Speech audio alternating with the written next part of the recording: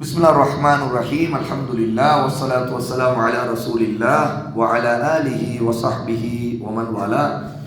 இப்போ நாம ஃபர்லு தொழுகைக்கு பிறகு உள்ள திக்ருகள்ல அல்லாஹ்வுடைய நபி ஸல்லல்லாஹு அலைஹி சொல்லி கொடுத்ததுல நாம இதுக்கு முன்னாடி ஒருத்தர் தொழுகை முடிச்ச உடனேயே முதல்ல அல்லாஹ் அக்பர் சொல்லுவார். பிறகு எதை 3 தடவை சொல்லுவார்? சத்தமா சொல்லுங்க. அஸ்தக்ஃபிருல்லாஹ் அப்படிங்கிறது 3 தடவை சொல்லுவார். அஸ்தக்ஃபிருல்லாஹ் அப்படின்னா என்ன அர்த்தம்? அல்லாஹ்விடம் மன்னிப்பு கேட்கிறேன். அதை சொன்ன பிறகு அடுத்து ஒரு துஆ இருக்குது, திக்ர் இருக்குது. என்னது? அல்லாஹும்ம அன்தஸ் ஸலாம் வ மின்கஸ் ஸலாம் தபாரக்த யா தல் ஜலாலி வல் இக்ராம். இது வரைக்கும் நம்ம நேற்று படிச்சிடும், அல்ஹம்துலில்லாஹ். இப்போ அடுத்தது ரொம்ப சிம்பிள். சுப்ஹானல்லாஹ் 33 தடவை, அல்ஹம்துலில்லாஹ் 33 தடவை, அல்லாஹு அக்பர் 34 தடவை. அப்படின்னா மொத்தம் எத்தனை ஆச்சு? 100, 100. இதே நம்ம சொல்லணும். இப்போ முதல்ல சுப்ஹானல்லாஹ்னா என்ன அர்த்தம் நம்ம அதை தெரிஞ்சிருக்கணும். கவனமா கேளுங்க. சுப்ஹானல்லாஹ், சுப்ஹானல்லாஹ் அப்படின்னா அல்லாஹ் எல்லா குறைகளை விட்டு பரிசுத்தமானவன். இப்போ நமக்கெல்லாம் குறைகள் இருக்குது, நமக்கு நிறைய பிரச்சனைகள் இருக்குது, நமக்கு வீக்னஸ் இருக்குது. நாம் நமக்கு தூக்கம் வரும், நமக்கு உடம்புல என்னது இம்ப்யூரிட்டிஸ் வருது, நம்ம மலஜலம் கழிக்கிறோம், அதே மாதிரி டயர்ட்னஸ் இருக்குது நமக்கு, சரியா? அதே மாதிரி நமக்கு மறதி இருக்குது, நம்ம ஏதாவது ஒன்று மறந்துடுறோம் இல்லையா? இந்த மாதிரி எவ்வளோ வீக்னஸ், இப்படின்னா இப்படி குறைகள்லாம் இருக்க தான் செய்யும். அப்படிங்கிற மாதிரி நமக்கு எவ்வளோ வீக்னஸ் இருக்கு சொல்லுங்க. போய்ப்பாங்க. இந்த மாதிரி எவ்வளோ வீக்னஸ் நமக்கும் இருக்குது. அல்லாஹ் படைச்சிருக்கிற நிறைய படைப்புகளுக்கு ஒவ்வொன்றுத்துக்கும் ஒவ்வொரு வீக்னஸ் இருக்கு. அதே மாதிரி மனிதர்கள் அப்படின்னா அல்லது மற்ற விலங்குகள் எல்லாமே ஜோடிகளாக இருக்குது, ஒன்று இன்னொன்று சார்ந்திருக்கணும். எப்படி? கணவன் மனைவி ஜோடி, ஹஸ்பண்ட் ஒய்ஃப், ஓகேயா? அப்போ அவங்க ஒருத்தர் டிபெண்ட் ஆகிருப்பாங்க. ஏதோ ஒரு ஹெல்ப் வேணும், ஒருத்தருக்கு ஹெல்ப் பண்ணிக்குவாங்க. ஹஸ்பண்டுக்கு ஒய்ஃப் ஹெல்ப் பண்ணுவோம், ஒய்ஃபுக்கு ஹஸ்பண்ட் ஹெல்ப் பண்ணுவாங்க. ஏன் நமக்கு கூட ஃப்ரெண்ட்ஸ் இருக்கிறாங்கன்னா ஃப்ரெண்ட்ஸ் ஒருத்தருக்கு ஹெல்ப் பண்ணிக்கணும். சில நேரத்தில் எனக்கு கொஞ்சம் ஹெல்ப் பண்ணுறீங்களான்னு கேட்போம். அப்போ பாருங்கள், நமக்கு மற்றவங்கள்ட்ட ஹெல்ப் கேட்க வேண்டிய நிலைமைலாம் இருக்குது. ஏன்னா இப்போ நம்ம ஹெல்ப் எப்போ கேட்போம்? நமக்கு ஒரு வீக்னஸ் இருக்குது அந்த இடத்துல, நம்மளால முடியல, நீங்கள் எனக்கு ஹெல்ப் பண்ணுங்க, கொஞ்சம் நீங்கள் ஹெல்ப் பண்ண முடியுமா அப்படின்னு கேட்குறோம் இல்லையா? இந்த மாதிரி மற்றவங்கள்ட்ட ஹெல்ப் கேட்கறது இருக்குது. அப்போ இந்த மாதிரி எவ்வளோ வீக்னஸ் நமக்கும் இருக்குது, மற்றவங்களுக்கு இருக்குது. ஆனால் அல்லாஹ்வுக்கு எந்த வீக்னஸும் இல்லை, பலவீனம் எதுவுமே இல்லை. தல்ஹா இங்க பாருங்க, அல்லாஹ்வுக்கு எந்த வீக்னஸும் இல்லை, பலவீனம். அவனுக்கு மறதி இல்லை, நமக்கு பசிச்சா சாப்பிட்டா ஆகணும், அல்லாஹ்வுக்கு பசிக்காது. நமக்கு தண்ணி தாகம் எடுத்தால் தண்ணி குடிக்கணும், அல்லாஹ்வுக்கு தாகம் வராது. நமக்கு மறதி ஏற்படும், அல்லாஹ்வுக்கு மறதியே வராது. நமக்கு டயர்ட்னஸ் இருக்கும், அல்லாஹ் டயர்டே ஆக மாட்டான். அவனுக்கு களைப்பு சோர்வு எதுவும் ஆகாது. அவங்களுக்கு பக்கத்தில் அப்படி நினைவு விட்டுங்க, கவனிங்க.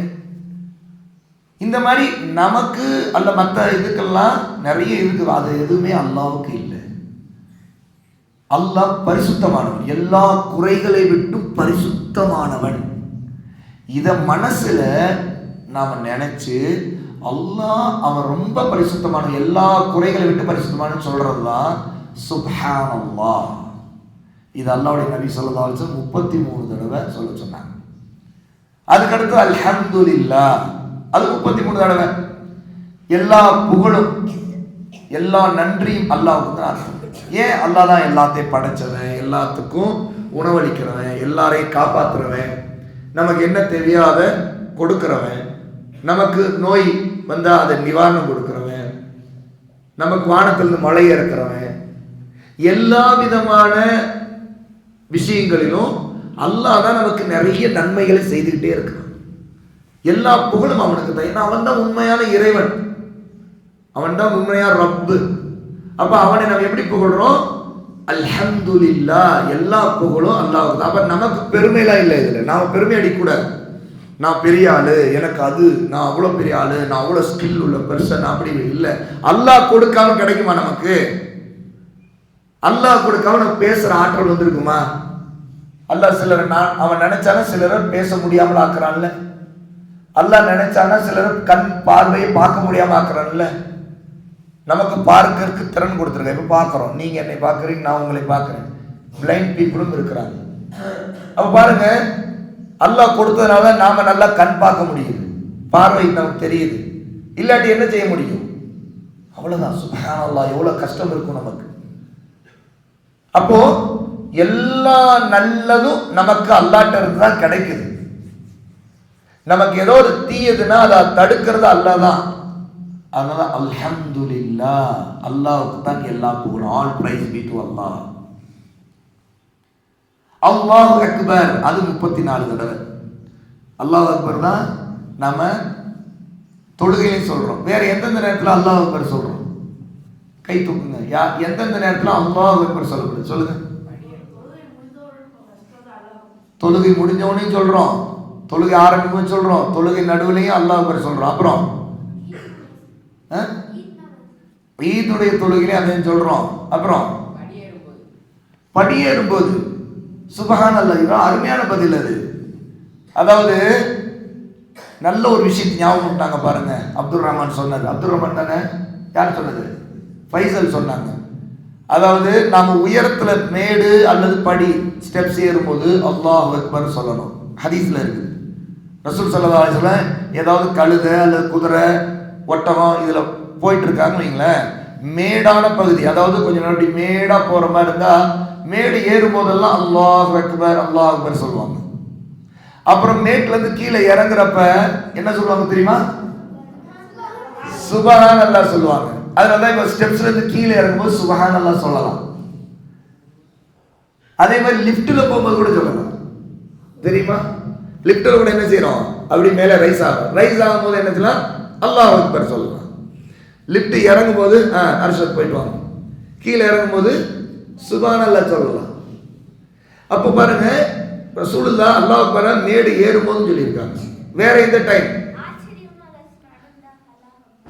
ஆச்சரியமான விஷயங்களை நம்ம மாஷா அல்லாஹ், சுப்ஹானல்லாஹ் அது சொல்லலாம். வேற அல்லாஹ் அக்பர் சொல்ற வேற தருணங்கள் வேற எந்தெந்த டைம்ல எல்லாம் சொல்றோம்? சொல்லுங்க இப்ராஹிம். வெரி குட், மாஷா. அதை தான் எதிர்பார்த்தேன். யாராவது அதான சொல்றீங்களா இல்லையான்ட்டு. அல்லாஹு அக்பர் அல்லாஹு அக்பர் பாங்க சொல்றாங்க.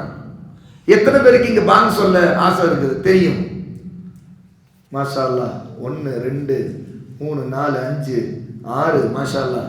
மாஷா அல்லாஹ். நிறைய பேர் பாங்க சொல்ல ஆசைப்பட்டிருக்கீங்களே. இன்ஷா அல்லாஹ் நம்முடைய மஜ்லிஸ்ல நம்முடைய ஹல்கா, அதாவது நம்ம இந்த மாதிரி உட்கார்ந்து படிக்கிற ஹல்கால ஒரு ஹல்கா வந்து பிராக்டிக்கல் செஷன்ஸ் இருக்குது. சரியா? அதுல பாங்கு சொல்றது இருக்குது. இன்னைக்கே நம்ம அதை அமல் செய்வோம் இன்ஷா அல்லாஹ். சரியா? பாங்கு சொல்ற செஷனு அதுல ஒவ்வொருத்தரும் மாத்தி மாத்தி பாங்க சொல்லி இன்ஷா அல்லாஹ் இங்க மஸ்ஜித்லயே நான் பெர்மிஷன் கேட்டு உங்களுக்கு நீங்க இங்கேயே பாங்கு சொல்றதுக்கு இன்ஷா அல்லாஹ் நம்ம முயற்சி பண்ணுவோம். சரியா? அப்ப பாங்கு சொல்லும் போது அல்லாஹ் அக்பர் சொல்றோம். இப்ப கவனிங்க, இதெல்லாம் விக்ர்னா அல்லாஹ்வை ஞாபகப்படுத்திக்கிறது.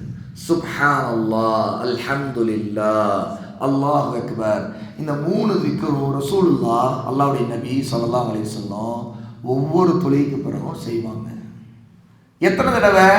சுப்ஹானல்லாஹ் 33 தடவை, அல்ஹம்துலில்லாஹ் 33 தடவை, அல்லாஹ் அக்பர் 34 தடவை. சரி, இது எப்படி செய்யறது? கையில் பண்ணுவாங்க இல்லையா நிறைய பேர். அதே மாதிரி தஸ்பீக் மணிலே செய்வாங்க. தஸ்பீக் மணி இருக்கும், மணியில் இப்படியே பண்ணுறாங்க. மணி அது அதே மாதிரி இன்னொன்று அந்த எலக்ட்ரானிக் மெத்தடில் டபக்கு டபக்கு டபக்குன்னு அடிக்கிறது வருது இல்லை, அதுலேயும் பண்ணுறவங்க இருக்கிறாங்க. ஆனால் தஸ்பீக் மணியில் பண்ணுறத விட அந்த எலக்ட்ரானிக் மிஷினில் பண்ணுறத விட பெஸ்ட் என்னன்னு கேட்டால் அல்லாஹ்வுடைய நபி செய்த மாதிரியே நம்ம செய்கிறது தான். ஏன்னா அது அல்லாஹ்வுடைய நபி அந்த இடத்துல ஃபாலோ பண்ணுறோம். இன்னும் அல்லாஹ்வுடைய நபி என்ன சொன்னாங்க? விரல்களை கொண்டு என்ன திக்ர் செய்யுங்க, தஸ்பீக் செய்யுங்க. விரல்கள், இந்த விரல்கள் இருக்குல்ல, நாளைக்கு அல்லாஹ்வுடைய மறுமையில சாட்சி சொல்லுவோம். சாட்சி சொல்லும், அதாவது விட்னஸாக இருக்கும். நாம் இந்த மாதிரி சுப்ஹானல்லாஹ் இப்படி சொன்னோம், அது அப்படி எண்ணினோம், கணக்கிடுறோம் இல்லையா, கவுண்டிங். இந்த கவுண்டிங் வந்து விரல்ல பண்றது தான் ரொம்ப சிறந்தது. இப்ப கவனிங்க, எப்படி பண்ணணும்? நிறைய பேர் ஒவ்வொரு மாதிரி பண்ணுவாங்க.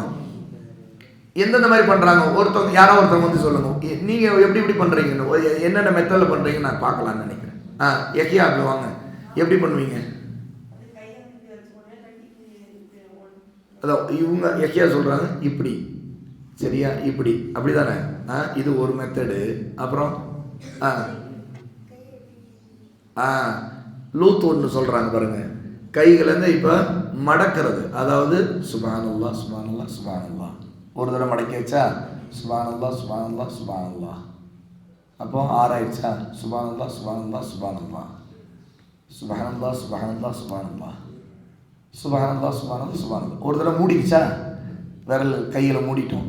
இப்போ பாருங்க, திரும்ப அப்படியே ஓப்பன் பண்ணணும். சுப்ஹானல்லாஹ் சுப்ஹானல்லாஹ் சுப்ஹானல்லாஹ் 3. சுப்ஹானல்லாஹ் சுப்ஹானல்லாஹ் சுப்ஹானல்லாஹ் சுப்ஹானல்லாஹ் சுப்ஹானல்லாஹ் சுப்ஹானல்லாஹ்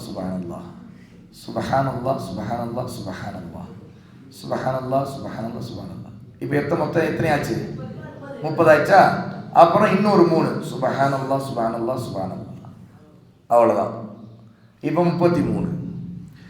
இதுல ரொம்ப சிறந்தது இதுதான். ஏன்னு கேட்டா, விரல்களை ரசூல் ஸல்லல்லாஹு அலைஹி வஸல்லம் ஒரு முடிச்சு மாதிரி, நம்ம ஒரு டைப் பண்ண ஒரு நாட் போடுறோம் இல்லைங்க, நாட் முடிச்சு எப்படி போட்டோம், அந்த முடிச்சு எப்படி கைகள் மடங்குது, அந்த மாதிரி ரசூல் ஸல்லல்லாஹு அலைஹி வஸல்லம் கையுடைய அமைப்பு இருக்குமா. அதை இப்படித்தான் உலமாக்கள் சொல்றாங்க, அது சிறந்தது. அதுக்காக இப்படி பண்றதுனால வந்து அல்லாஹ் ஏத்துக்க மாட்டானா அப்படின்னு நினைச்சிடாதீங்க, ஏத்துக்கும் அல்லாஹ். ஆனா இது என்றதுக்கு கணக்குறது, கவுண்டிங் பண்றதுக்கு ஈஸி. ஏன் தெரியுமா? ஃபர்ஸ்ட் ஒரு தடவை மூடுறீங்க 15, அப்புறம் அடுத்து ஒவ்வொரு விரலா ஓபன் பண்ணி திறக்கிறீங்க 15, 30, 30 ஆயிடுச்சா? அதுக்கடுத்து ஒரே ஒரு விரலம் மடிக்கிறீங்க. அப்ப இது வந்து மடிப்பு முறையில கவுண்டிங் வந்து மடிக்கிறது, ஓபன் பண்றது, அதாவது மூடுறது திறக்கிறது மெத்தட்ல உள்ளது. பெஸ்ட் இந்த மாதிரி இன்ஷா அல்லாஹ் நீங்க பண்ணீங்கன்னா கவுண்டிங் பண்றது ஈஸி. அப்புறம் இப்போ இதே அல்லாஹ் பற்றி சொல்லும் போது 34 தடவை சொல்லணும். அப்போ மொத்தம் 100. அப்ப இப்படி இன்ஷா அல்லாஹ் திக்ருகளை இன்ஷா அல்லாஹ் நீங்க செய்ய பழகிக்கீங்க. இப்போ இதுக்கு பிறகு ஒரு துவா இருக்குது. இதை சொல்லி முடிச்சது ரசூல் ஸல்லல்லாஹு அலைஹி வஸல்லம் இந்த துவா ஓதுவாங்க. இதன் பிறகு இந்த துவா ஒரு முறை என்ன பாருங்க. லா இலாஹ இல்லல்லாஹு வஹ்தஹு லா ஷரீக லஹு லஹுல் முல்கு வ லஹுல் ஹம்து وهو على كل شيء قدير. மேல இவங்களுக்கு கொஞ்சம் மறைதா? இப்ப பாருங்க. லா இலாஹ இல்லல்லாஹ், இது ஒரு கலிமா ஷஹாதா. சரியா? கலிமா ஷஹாதாவை முதல்ல சொல்றோம். லா இலாஹ இல்லல்லாஹ், வணக்கத்திற்கு தகுதியான இறைவன் அல்லாஹ்வை தவிர. அதாவது நம்முடைய இபாதத்து எல்லாம் அல்லாஹ்வுக்கு தான் சொந்தம். அல்லாஹ்வை தவிர யாரையும் நம்ம வணங்கக்கூடாது. இதுதான் அதுக்கு அர்த்தம். பாருங்க, அதுக்கு அடுத்து வஹ்தஹு. வஹ்தா அப்படின்னா ஒன்று. வஹ்தஹுனா அவன் ஒருவனே, அவன் தனிச்சவன், அவனோட யாரும் இல்லை. கூட்டா இன்னொருத்தர் ஹெல்ப்புக்கெல்லாம் அல்லாஹ்வுக்கு யாரும் தேவையில்லை. அவனோட இன்னொருத்தர் 2 பேர் 3 பேர்லாம் இல்லை, 10 பேர் 100 பேர் 1000 பேர்லாம் இல்லை. அல்லாஹ்வோட இன்னொரு இறைவன் இல்லவே இல்லை. அல்லாஹ் மட்டும்தான் ஒரே இறைவன். அதனால அல்லாஹ்வுக்கு ஒரு பெயர் இருக்கு தெரியுமா? அல்லாஹ்வுடைய பெயர்கள்ல ஒரு பெயர் இதை சொல்லுது. வஹ்தஹுங்கிற வார்த்தையிலிருந்தே அந்த பெயர் இருக்குது. யாருக்கு தெரியும்? ஃபாரிஸ் சுல்தான் அல் வாஹித். ஞாபகத்தில் வச்சுக்கோங்க. அல்லாஹ்வுடைய நேம்கள்ல ஒரு நேம், பெயர்கள்ல ஒன்று அல் வாஹித். அல்லாஹ் ஒருவன், தனித்தவன், தனிச்சவன், அவனோட வேற யாரும் இல்லைன்னு அர்த்தம். சிங்குலர். அதான் வஹ்தஹு, அவன் தனித்தவன். லா ஷரீக லஹு, அவனுக்கு இணையாக வேறு யாரும் இல்லை, அவனோட கூட்டா யாருமே இல்லை. லஹுல் முல்கு, ஆட்சி அதிகாரம், அதாவது வானம் பூமி கடல் மலைகள் எல்லாத்தையும் ஆட்சி செய்யற அதிகாரம் அல்லாஹ்வுக்கு மட்டும் தான் சொந்தம். லஹுல் முல்கு, எல்லா ஆட்சி அதிகாரம், வானங்கள் பூமி எல்லாத்தையும் ஆட்சி செய்யறது அல்லாஹ் தான். உண்மையிலே நாம் பார்க்குறோம், மனிதர்கள் ஆட்சி செய்யறாங்க, கவர்மெண்ட் இருக்குது, எல்லாமே அல்லாஹ்வுடைய கண்ட்ரோல் கீழே தான் இருக்குது. அல்லாஹ் நாடி தான் நடக்கும். போயிட்டு வாங்க, பார்த்து கவனமா போங்க. அதான் லஹுல் முல்க். வலஹுல் ஹம்து, அவனுக்கு தான் எல்லா புகழும். வஹுவ அலா குல்லி ஷைஇன் கதீர், அவன் எல்லா பொருள்கள் மீதும் பேராற்றல் கொண்டவன். பேராற்றல் மிகப்பெரிய சக்தி கொண்டவன். இதைத்தான் இதோடைய இந்த துவாவை ஓதணும். இப்போ இந்த அர்த்தத்தை ஒரு தடவை படிச்சுக்கோங்க. இதுக்கு பிறகு இன்ஷா அல்லாஹ் இன்னைக்கு இதோட இந்த திக்ரு சம்பந்தப்பட்ட நம்முடைய மஜ்லிஸை நிறைவு செய்யணும். அதுக்கு பிறகு இந்த திக்ர் மஜ்லிஸுக்கு உள்ள இந்த துவாவையும் இந்த அர்த்தத்தையும் நீங்க மனப்பாடம் பண்றீங்க. கொஞ்ச நேரம் அமைதியாக கவனிச்சு பாருங்க. வணக்கத்திற்குரியவன் அல்லாஹ்வை தவிர யாரும் இல்லை, அவன் தனித்தவன், அவனுக்கு இணை துணை இல்லை, லா ஷரீக லஹு, அவனுக்கே ஆட்சி அனைத்தும் சொந்தமானது, லகுல் முல்கு, அவனுக்கே புகழ் அனைத்தும் சொந்தமானது, வலகுல் ஹம்து, அவன் அனைத்து பொருட்களின் மீதும் ஆற்றல் உடையவன், எல்லா விஷயமும் அவனை கட்டுப்படலாம், அவன் எதை வேணாலும் செய்ய முடியும், அவனால் முடியும், யாராலும் முடியாது, ஆனால் அல்லாஹ்வால் முடியும். இதுதான் இந்த திக்ருடைய அர்த்தம். ஆக இன்ஷா அல்லாஹ் இந்த திக்ரை நீங்க மனப்பாடம் பண்ணிக்கிறீங்க. மாஷா அல்லாஹ் நிறைய பேருக்கு தெரியும். இப்போ நம்ம இந்த மஜ்லிஸை இப்போ இதில் நிறைவு செய்யறோம்.